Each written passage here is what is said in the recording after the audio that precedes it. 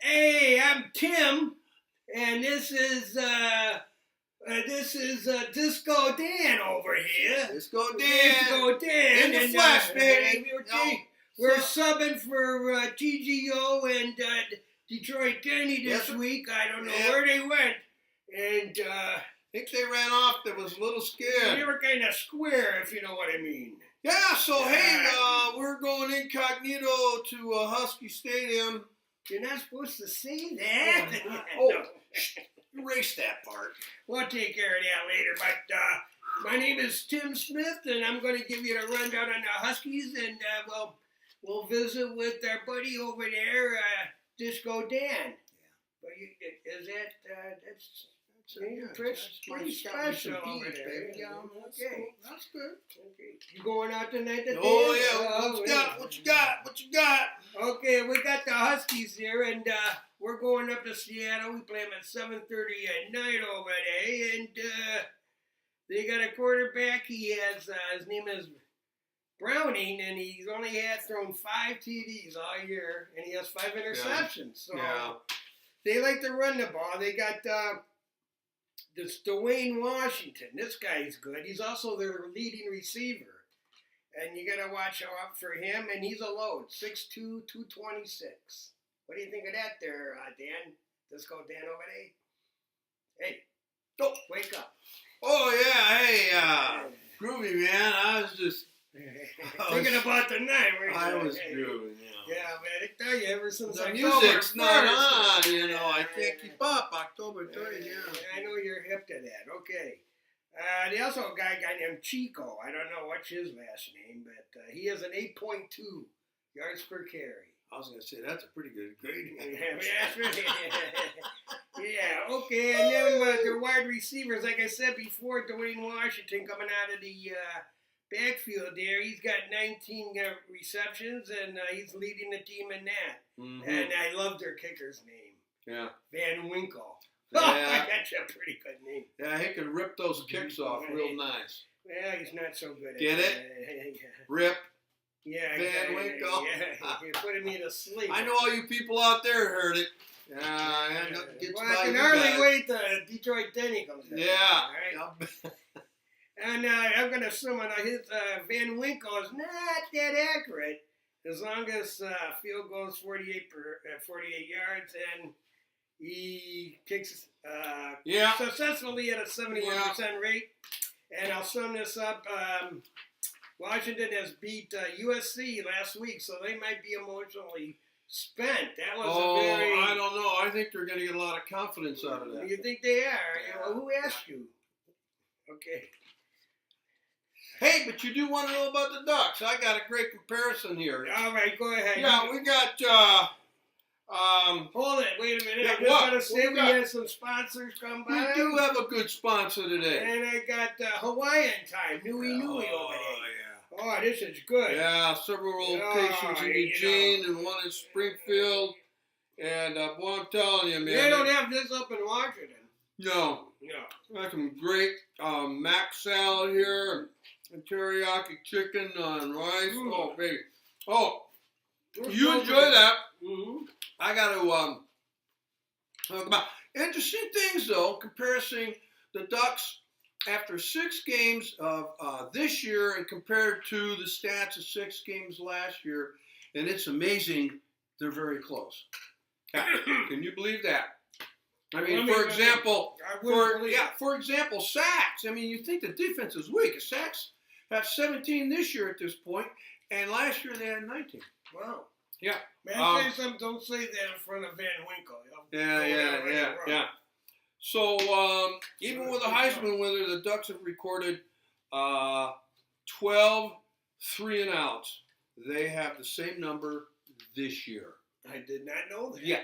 It is amazing. Really, one of the bigger offensive differences this season comes at the rate at which Oregon has moved the stakes and the chains and the rate at which the Ducks are scoring. Okay?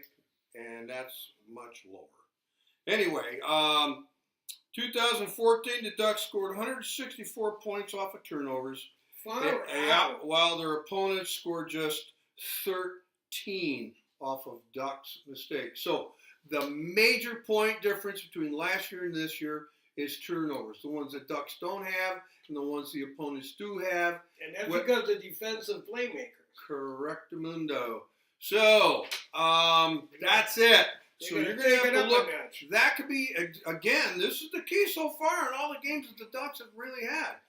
They haven't been passing down field a whole lot last year comparatively in terms of getting big yardage plays. So, let's see. This season, the Ducks have scored 52 points off the opponent's turnovers, but they also allowed the opponents 42 points off of Duck turnovers. And turnovers so that's usually the decide a close game. Biggest statistics difference between last year and this year. So, now, after that, saying all that, I want to do a little quick history thing back to the day.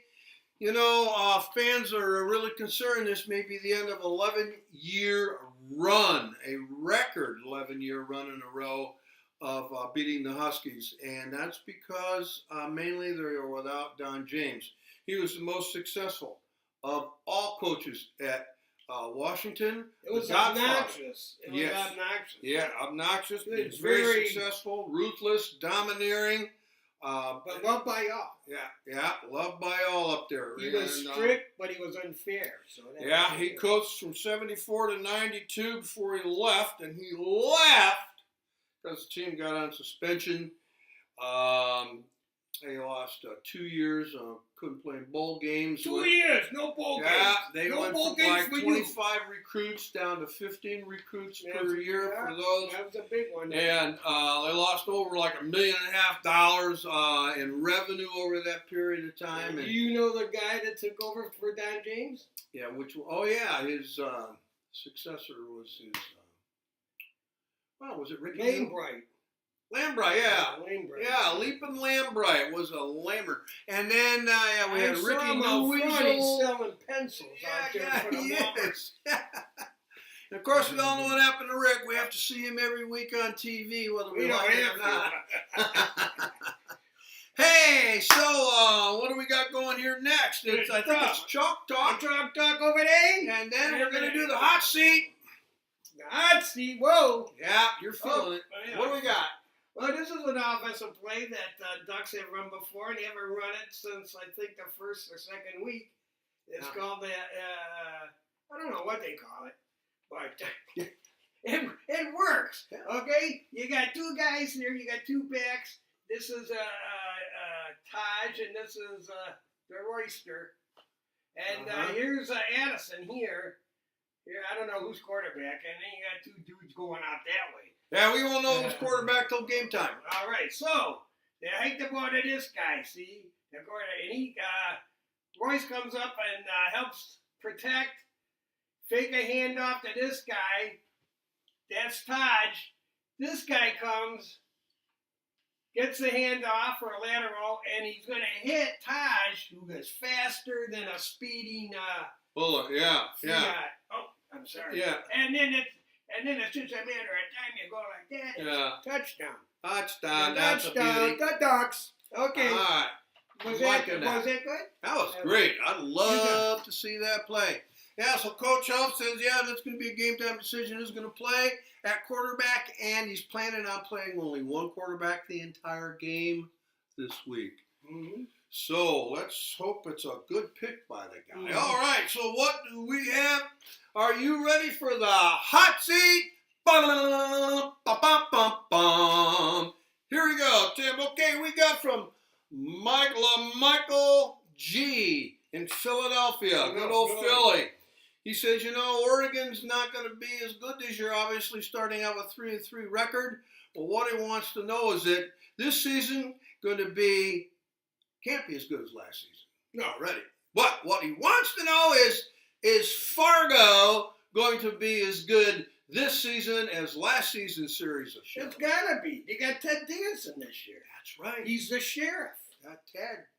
That's an easy hit. There you go. That's an easy question. Okay. And then we got Magnificent Marty. I thought it was Lardy Marty. Anyway, from Lake Oswego, He asked if the Ducks are going to be able to pass long this season. What do you think? Well, that is on our protection. And that's why I think I like that play, because you got Royce in there helping out, and it's a quick play. You get rid of it. Yes, sir. You just pump it down there, and it's 7. There it is. There it is. And I think they can go long, but they gotta establish the run. That's correct. You gotta do that.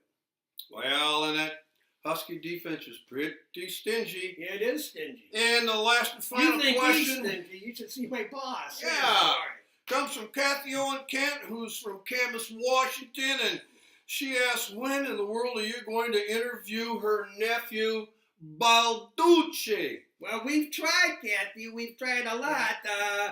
He's always too busy. I don't know. He spends a lot of time in the kitchen, I'll tell you. Yeah. So we'll try. We'll keep trying. And thank you for bringing those letters, those emails. We love them. And nothing from Momo this week? No, not a word. Not a word. So, he's probably hey, we're down to prediction time already. Yeah. I'm predicting 42-35. Okay, 42-35. I'm leaving it at that. Ducks?